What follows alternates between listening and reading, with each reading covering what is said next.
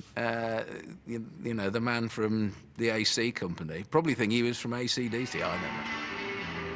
While mayhem ruled in the BBC box, the unstoppable global jukebox played on, with contributions now coming in from all over Europe.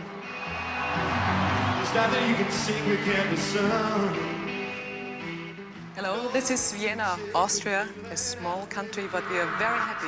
Hello, world. Hello, this is Hilversum in Holland. Hello from the JRT studio in Belgrade, Yugoslavia. We are happy and proud to be with you this morning, as the case may be, and to deliver your message from Europe. One after the other, the cream of British music talent took to the revolving stage, which mercifully worked to plan.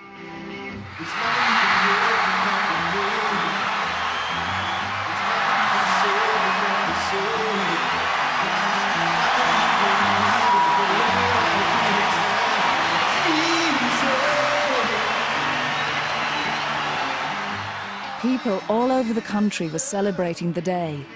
In a farmer's field in Cheshire, 5,000 locals gathered to watch on a giant screen. We hope to raise a fair bit of money, and we hope to achieve just a feeling of actually being able to do something. We had 2 mini coaches full of pensioners, all the pensioners in the village, and my Uncle Jim. And they all rolled up, they all came, you know. So do you like the music? Some of it, not all of it. I think the whole movement's inspired everybody, just everywhere. You know, the whole world, isn't it? I mean, I've given more to charity with this one than I've ever given any time.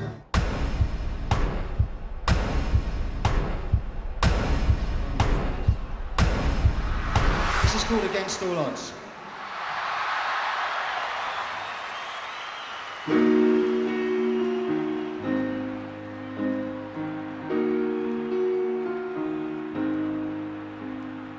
How can I just let you walk away? Just let you leave without a trace. Phil Collins was to perform live in London and Philadelphia, where rock and roll giants Led Zeppelin invited him to join their set. There was just time for a quick chat with that friend of the stars, Andy Kershaw. I did feel some unease about having to rub shoulders with and, in some cases, interview a lot of pop stars who I didn't actually detest personally, but whose music I was well known for not liking. Andy's style was to say, "Oi, you, speaking as a wanker, what do you think?" And if you said to him, "I think you've got to introduce Howard Jones now," he'd go, "Oh, and oh, come on, Andy, come along. It's all for the starving kids. It'll be all right." So, at one point, I found myself sitting around with the holy trinity of Sting, Phil Collins, and the ubiquitous Howard Jones. This is the BBC Economy measure. We've only got one microphone and we're all crowding a bit. Hello, how do you 2 lads come to get together to collaborate on this one? Performers whose music, for me, epitomised everything that was bland, mainstream, insipid, tragic, gave rock and roll a bad name. I was a bit nervous about that, actually, because I thought, well, he's not going to like me. I just wondered that he might have a go or something. We'll just have a quick word with Howard. It's been an expensive trip for you, I understand. Was it worth it for just the 5 minutes on stage? It would have been worth it just to do one note, I think.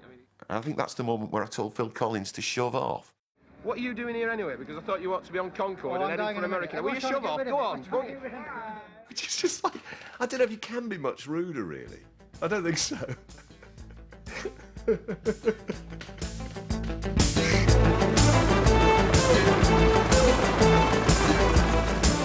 The race was on to get Collins to Heathrow in time for his transatlantic flight, courtesy of Concorde. Whose idea was this whole trip, this Philadelphia idea? No idea. No, it was, we thought if it could be done, wouldn't it be good to do it? And then we went into the logistics. And I said, I'm not going to be the only one doing it, am I? Because it's a bit show-offy. And they said, no, there's going to be a few other people who are going to be doing it. But everyone blamed poor old Phil. Although I thought Phil was being a complete prick when he first asked that, I thought, come on, man, what are we doing this for? It actually was one of our highlights. As we know, nobody else did it. That was the only stupid one doing it. Now, you may have heard that earlier Phil Collins performed here with Sting and that he was helicoptered out of here to Heathrow. Mid-flight, the supersonic pop star was due to be brought back down to earth for a studio chat. When I got taken into the cockpit, the captain said, you're going to have a word with London now. Now, I'm not supposed to let you do this, so please don't tell anybody. And then he gave me the mic, they sort of... to beam to 2 million people. Somewhere way up in the sky over the Atlantic in Concorde.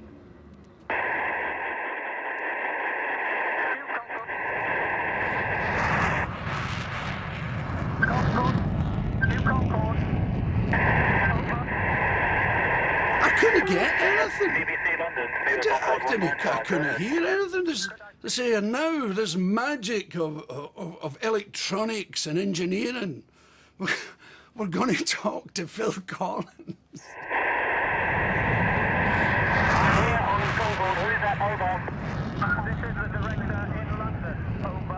I was dying to talk to him.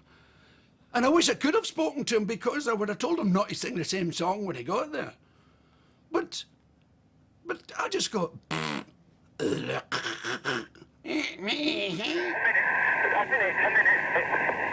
does it feel, sir? It feels very nice to be here. I'm in the cockpit here with these wonderful chaps. Why have you done this, Phil? What much good is yours, really? What do you do? It goes on, and it goes on, and we're all looking at each other on the ground going, they've got to pull this in a minute, but it kept going. I'm stunned. I'm absolutely flabbergasted. Apart from the fact that I didn't hear a word, I have to believe you. It came in your ear. But I don't know how those things work. I don't know how regular telephones work, far less phone in an aeroplane. You got 2 cocoa tins and a bit of string, have you? Yes, I'm still there.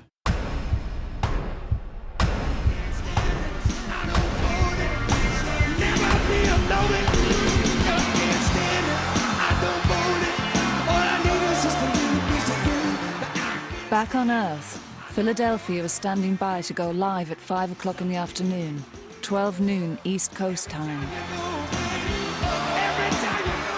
For one performer at Wembley, it was a particularly nail-biting experience. Just coming to terms with the fact that 100,000 people were going to see us. Then Bob made it even worse because he said, America's going to go live halfway through your act. So I'm going to be on the side. When you see me appear at the side of the stage, when you're in that number, I'm going to come on. So I thought, great. So now I'm panicking because I've never played a stadium. I'm panicking because somewhere during the show, I'm going to be worldwide live. And I've got to keep one eye over this way for Bob. Wembley, will you please welcome America to Live Aid Day? Hello, America. Welcome to the world. Have a great day. Have as good a day. Over in Philadelphia, their first act, an equally nervous Bryan Adams, was waiting to play to the world. Have a good day.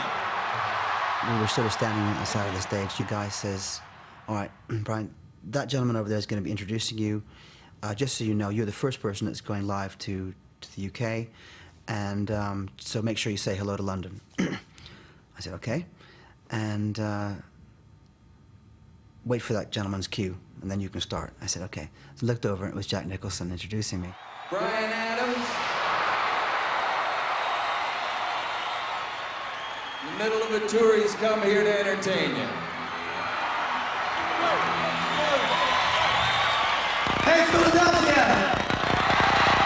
Hello, London! Hello, world! This is the summer of '69.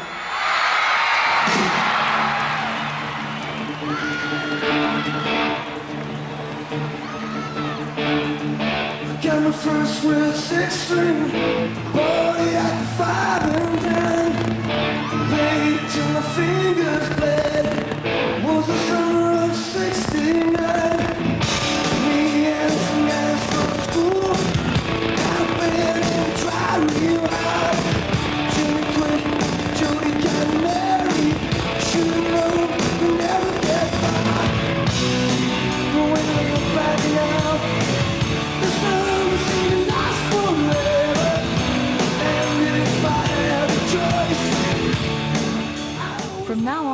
Viewers across the globe could follow the action as it switched between Wembley and Philadelphia.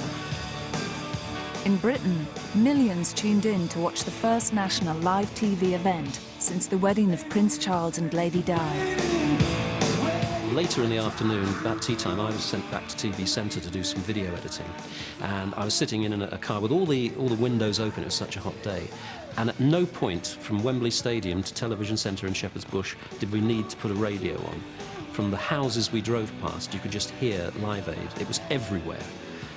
And that was the moment, I think, that it's really struck me that culturally this was going to have a massive impact. And as I drove up, seeing all the windows open, it was one of those, like a Jubilee day. It was like a sort of big British celebration. You could hear it coming out of every window, every street you went down. So I ended up kind of staking out the television and saying, well, no one's coming near it because I'm just going to watch it right the way through. And I did. I just sat there and watched it right the way through on a brilliantly beautiful summer's day in South Wales.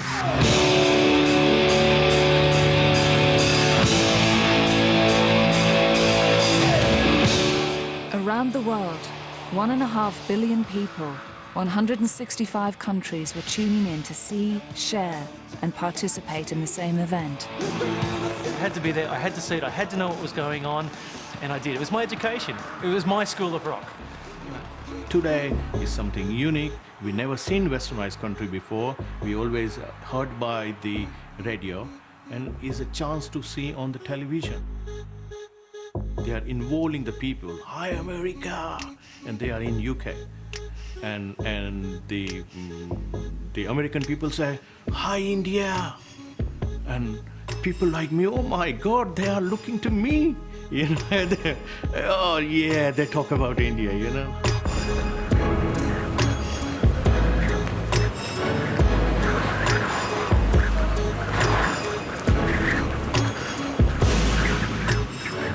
Live Aid was the first major demonstration of the potential for global satellite communications. Here the world was participating in an event. The Germans were participating, the Japanese were participating, we had the Russians, the Australians. We were bringing people together throughout the world. We were showing we were a global village. We are one humanity. Further groundbreaking moves were afoot. In 1985, the West and Russia were at the height of the Cold War. The threat of nuclear attack was never far away. To ignore the facts of history and the aggressive impulses of an evil empire, to simply call the arms race a giant misunderstanding, and thereby remove yourself from the struggle between right and wrong and good and evil. But for the first time, a TV concert was about to bring the Russians in from the chill.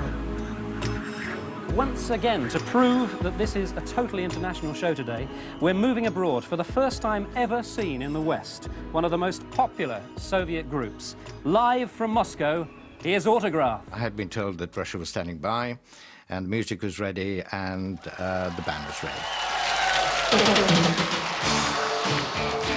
And as soon as we cut to Russia, up came a scene of cherry pickers.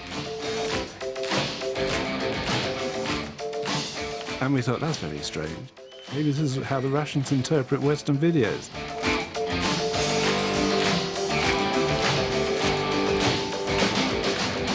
You start off thinking, I expect they know what they're doing, and, you know, in a minute somebody will come on and say, well, those very cherries that are being picked now are being bundled up and sent to Ethiopia. The cherry pickers continued to gather their harvest for 2 more baffling minutes, until a technician, deep in the bowels of Russian television, finally switched the feed. We were watching pictures from Bulgaria, a documentary about fruit picking, and getting the sound out of Russia with the band playing. So we had this weird period of time when nobody really knew what the hell was going on. Not for the first or the last